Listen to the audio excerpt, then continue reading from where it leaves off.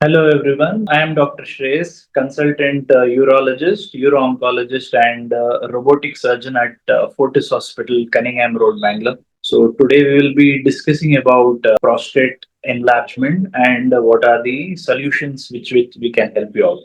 Who all are at a greater risk of developing benign prostatic hyperplasia. See, prostate enlargement will happen in every male after 45 to 50 years of age. It can't be avoided. So, every male will tend to have an enlarged prostate after 45 to 50 years of age. And depending upon the size, like it can vary from 20 grams up to 120 to 150 grams also. So, each individual, the prostate size tends to vary. So the patient will tend to have symptoms of prostate enlargement depending upon the size to which his prostate is enlarged. That is what is not predictable. But the enlargement of prostate will happen in every male. That is not avoidable. So every male is at risk for prostate enlargement. What are the various tests which can help diagnose benign prostatic hyperplasia?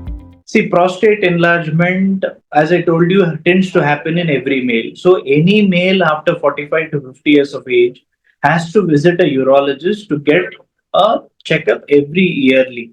The tests which are very useful to diagnose prostate enlargement is one, a simple test called ultrasound abdomen, which is used to assess the prostate size as to what is the prostate size. Second thing, the ultrasound will also help us to know a value called post-void residual urine. It is the amount of urine which a person will retain after he passes urine. Ideally, a person should have nil post-void urine. But when a person has a prostate enlargement, he can have significant residual urine. So, one test being an ultrasound abdominal scan. Second, a simple blood test called PSA, prostate specific antigen. This test is very important to know for a prostate cancer screening. Any person after 45 to 50 years, every yearly a PSA test is very much important. The normal range being less than 4. Anything more than 4, we need an evaluation as to is the PSA value increased because of prostate cancer, or even a simple infection can also cause a raise in PSA. So this test, if it is raised, has to be taken into consideration and evaluated accordingly. A third simple test is called uroflowmetry, which is a urine speed test to assess how is the flow of the patient. Is it an obstructed flow? Is it a normal flow? Or what is the flow pattern? So based on these three tests, we tend to decide as to how to proceed with the management of a patient with prostate enlargement. Is there any association of benign prostatic hyperplasia and prostate cancer? As I said, prostate will enlarge in every male.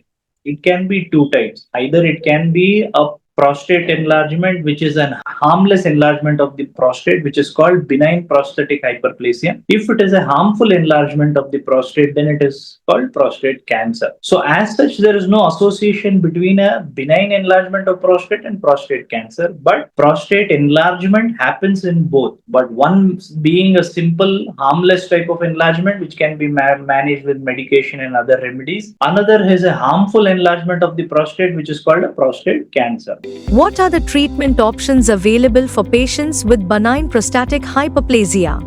As I said, based on the investigation results of an ultrasound of the PSA and uroflowmetry, we tend to tailorize and the treatment option for an individual patient specific. If a patient has an 20 to 30 gram prostate, like it is a not a big prostate, is uroflow show a decent flow pattern, but he has symptoms of difficulty to pass urine, urgency, frequency, poor urinary stream, we tend to start him on a simple medication called an alpha blocker medication, which itself would be sufficient for patient management. Second is if a patient has a significantly large prostate gland and his uroflowmetry shows a very poor urine flow, and he has associated issues like repeated urine infection, repeated stone formation in his urinary bladder, or he tend to retain large amount of urine, then medical management will not be an option. Then he needs surgical management.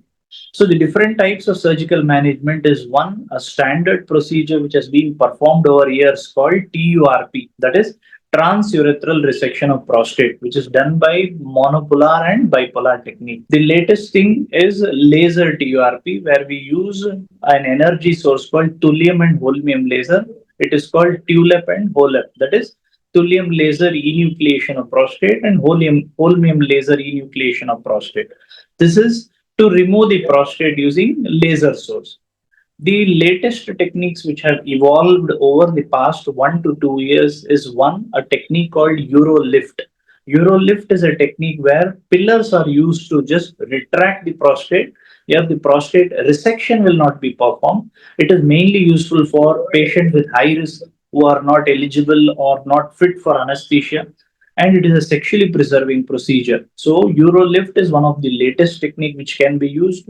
One more is an option called robotic simple prostatectomy, where a very large gland, say 150 to 200 gland prostate, can be removed by use of a robotic technique where the entire prostate can be removed in a single sitting. So, these are the various treatment options for prostatic enlargement. Thank you.